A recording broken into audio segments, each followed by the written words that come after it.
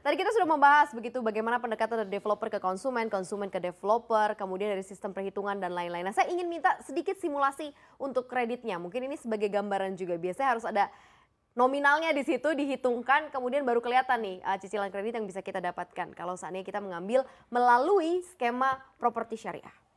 Ya, sebelum menjawab itu hal yang hitung-hitungan teknis, harus saya jelaskan dulu bahwa yang namanya akad syariah itu satu, tidak boleh ada penambahan ketika sudah disepakati. Oke. Ya, dia harus total akumulasinya harus sama.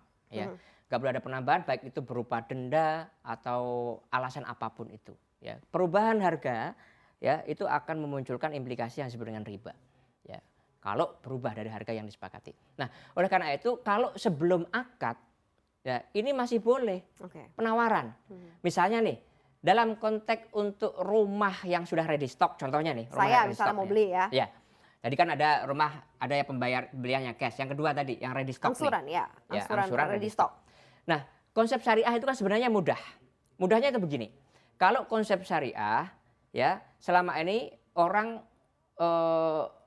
ya kenapa kita juga agak kurang sependapat dengan praktek-praktek yang dilakukan oleh lembaga-lembaga yang syariah yang saat ini. Karena mereka masih tetap memberikan uang gitu loh, ya kan? Harusnya berbasis jual beli. Contoh nih, ketika ada Mbak Maria ini mau pinjam uang ke saya 100 juta misalnya. Nah kalau saya pinjamkan 100 juta, kemudian kita sepakat dikembalikan 110 juta, ini nggak boleh, ya kan? Pola syariahnya seperti apa yang dalam konteks tadi ini untuk rumah yang ready stock angsuran, ya. Nah, ready stock ya misalnya proyek ini di tempat lain lah ya. Contoh ini saya bicara tentang praktek muamalah syariah yang dilakukan oleh lembaga keuangan. Yang dilakukan aspek syariah itu sebenarnya simple, gampang. Mbak pengen rumah yang mana misalnya, tunjuk misalnya ini. Ya, berapa harganya? 100 juta.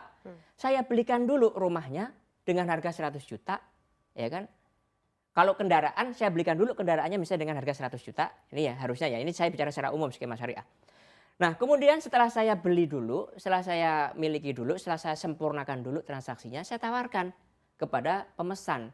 Nih udah saya beli nih, saya belinya 100 juta.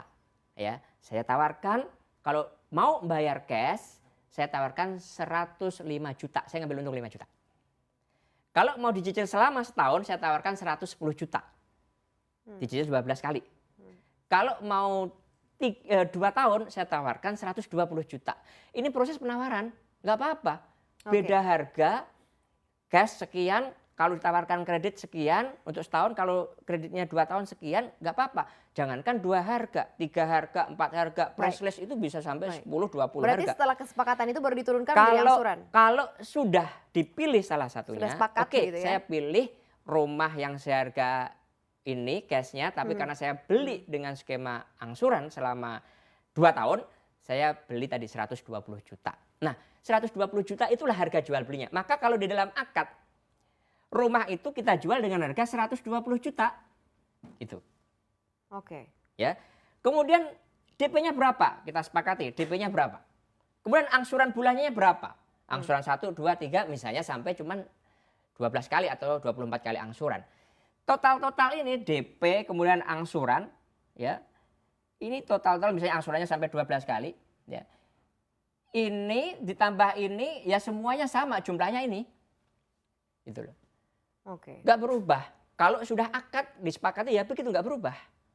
Ya. Ini konsep syariah. Nah, yang sederhana ini sebenarnya kan gampang nih. Nah, pertanyaannya mau nggak lembaga-lembaga itu mau menerapkan skema kayak gini? Baik. Nah, ini skema untuk cicilan ya. Jadi harus saya jelaskan dulu, penawaran itu berbeda dengan akad. Penawaran boleh banyak harga. Kalau cash harganya 200 juta. Kalau dicicilnya setahun, saya tawarkan 210 juta. Kalau 2 tahun 220 juta. Kalau 10 tahun saya tawarkan 250 juta. Over credit bisa nggak? Pilih yang mana? Gitu. Over credit bisa nggak? Over credit? Untuk ketika sudah dijalankan bisa atau tidak? Over credit mereka sudah transaksi di tempat lain di... Enggak, dari properti syariah. Bisa atau tidak? Jangankan begitu, jangankan over credit. Ketika rumah sudah diserah terimakan, itu hak sepenuhnya ada di tangan si pembeli. dia boleh memanfaatkan untuk urusan apapun, termasuk dia menjualnya pun boleh. Kalau itu rumah sudah diserah terimakan, misalnya dalam konsep rumah yang dipesan, Baik. ya dia boleh. Oke. Sekarang